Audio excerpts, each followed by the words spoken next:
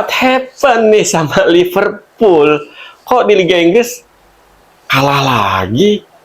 Apakah ini pertanda Liverpool lagi menurun performanya? Enggak sih, menurut gue Liverpool justru di 3 pertandingan terakhir Liga Inggris lagi nunjukin konsistensinya di musim ini. Konsisten, selalu kalah dengan skor 2-1. Lawan Crystal Palace, lawan Chelsea, terakhir lawan MU semalam, Liverpool selalu kalah dengan skor 2-1. Nah, kira-kira apa nih yang terjadi sama Arne Slot dengan skuadnya dengan Liverpool? Di awal musim udah menjanjikan loh.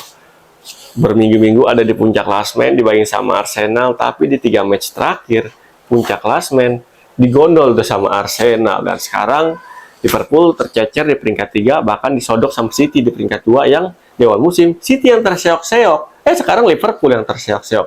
Sama MU semalam kalah 2-1. Nah, kira-kira apa nih yang menjadi titik lemah bagi Liverpool di pertandingan semalam lawan MU sehingga kalah lagi dengan skor 2-1? Ya kalau menurut gua sih ya, salah satu penyebab Liverpool kenapa udah mulai oleng nih di pekan ke-8 adalah kedalaman dari lini pertahanannya. Ketika lini pertahanan pemainnya ada performanya lagi menurun, nah ini Arne Slot puyeng nih.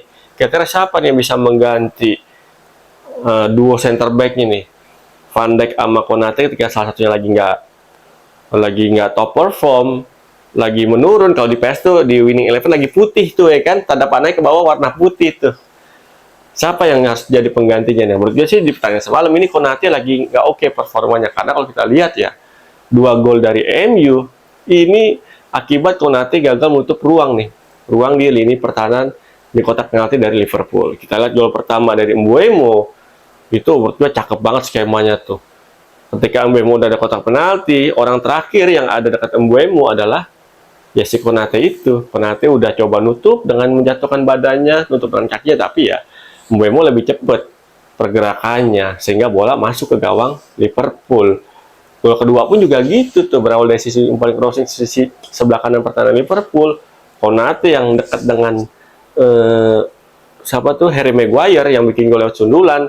Ternyata lompatannya di lini pertahanan penalti untuk mengantisipasi bola crossing tersebut nggak nyampe, dan endingnya Maguire dengan sangat leluasa dengan sedikit nyarain sundulannya aja, nggak perlu kenceng-kenceng. Ini menjadi gol kedua bagi MU dan menjadi penentu nih bagi kemenangan MU di pertandingan semalam. Dan apesnya gol itu terjadi di menit 84 ya, ketika Liverpool nyaman kedudukan di kalau ntar di menit berapa tuh? Liverpool di menit lain, menit 84 Maguire ketika Gakpo udah bisa nyeri ini, dengan di menit 78 itu dia lagi-lagi lini pertahanan lini pertahanan Liverpool dapat PR besar nih. Itu dari sisi center back ya kan. Sisi lain juga ada guys, sisi lain nggak di center back doang. Menurut gua ya, dia juga sisi apa namanya itu back kiri nih ya. Back kiri juga mesti mesti dirotasi nih. Kerkes di 3 pertandingan terakhir nih ya udah bapuk lah ibaratnya penampilannya nih. Kan di bangku cadangan masih ada tuh senior dari Kerkes di Liverpool ya kan, ya ada Andrew Robertson yang udah hatam banget sama gaya bermain Liverpool. Kenapa nggak dipilih nih? Karena Kerkes lagi menurun performanya di September Oktober ini, menurut gue lagi menurun performanya. Kita lihat aja tuh gol kemarin MU, gol pertama MU Mbeumo bermula dari pergerakan main MU di sisi kiri pertahanan Liverpool. Dia coba bergerak dari sisi halfway sebelah kiri pertahanan Liverpool, ngirim umpan kunci segitiga tuh, umpan terobosan ke Mbeumo. Ternyata umpan terobosan itu ngelewatin 3-4 main Liverpool tuh yang ada di sekitaran kotak penalti. Nah ini menjadi mesti Arne Slot ya mesti redam egonya lah, rotasi lah itu ya kan, Kerkes masukin Robertson ya kan, biar apa ya, biar performa Liverpool nih keangkat ya, karena 3 pertandingan beruntun kalah dengan skor yang sama 2-1. Ini menjadi big question ya kan, tatanya besar. Kenapa Arne Slot sangat kekeh banget nih mencadangkan Robertson? Apakah Robertson nggak oke performanya? Apakah belum fit? Atau gimana? Kita nggak tahu nih. Kok Kerkes mulu dikasih kepercayaan? Padahal di segi performa nih Robertson ya udah nggak perlu ditanyakan lagi kapabilitasnya dan kredibilitasnya di atas lapangan. Itu sih yang menjadi catatan gua. Yang berikutnya sayap kanan, back sayap kanan juga tuh kan ada Frimpong yang menurut gua lebih apa ya, Ya kalau di Leverkusen dia udah nunjukin nih, dia pun dia agresif, mirip-mirip kayak Trent Alexander-Arnold, bertanya nggak terlalu, bukan nggak oke, kurang apa ya? Sisi defensifnya emang nggak terlalu mantep banget, tapi ya Frimpong ini sering menjadi eh, menjadi pemecah kebuntuan nih bagi timnya. Ketika timnya striker lagi susah bikin gol, Frimpong sering banget bikin gol-gol krusial nih.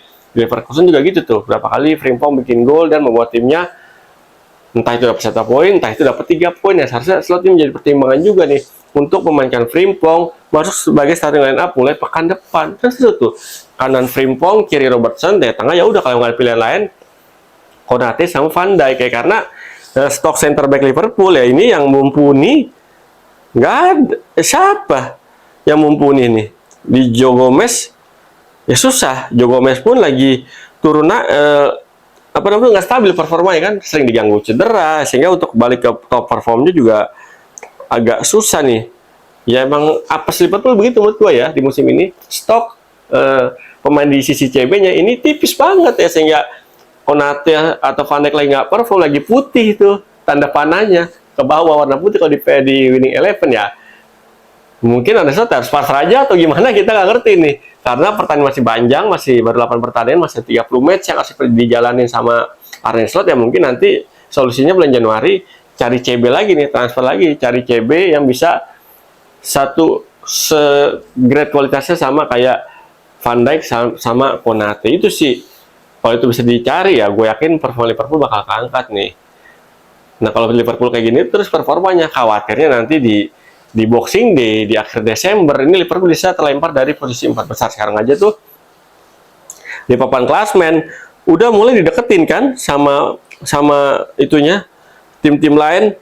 Posisi 1 sekarang Arsenal 19, City 16, posisi 2, Liverpool 15, posisi 3. Bawahnya ada Bournemouth, bawahnya sama 15, bahkan dengan peringkat 10 aja nih, 10 Brighton itu cuma selisih 3 poin loh. Poinnya 12, dan MU perantau pasti ada di peringkat 9 nih dengan poin 13. Berarti antara MU sama Liverpool di peringkat 3 cuma selisih 2 poin doang. Bournemouth peringkat 4 juga 15. Nah, ini artinya apa? Alarm buat Liverpool agar segera membangkitkan performanya. Liverpool di lini serang udah gak ada isu lah ya. Bagus, udah oke, main agresif semalam, ball possession di atas 6%.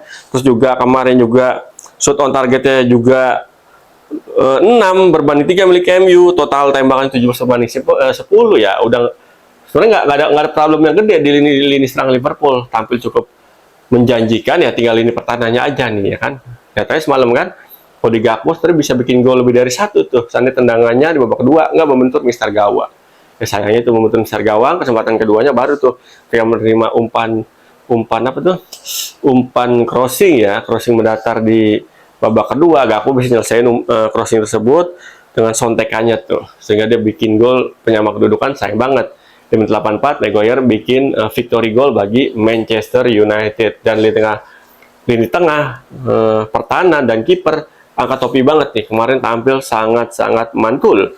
Dan Mason Mount ini kayaknya menemukan kembali nih permainan terbaiknya nih, perlantai pasti permainan terbaik Mount ketika di Chelsea mulai ketemu nih di MU di musim ini ya. Semoga sih kita lihat aja nih apakah Mount bisa mempertahankan dan terus menanjak performanya sehingga MU bisa didongkrak nih performanya nih makin ke depan.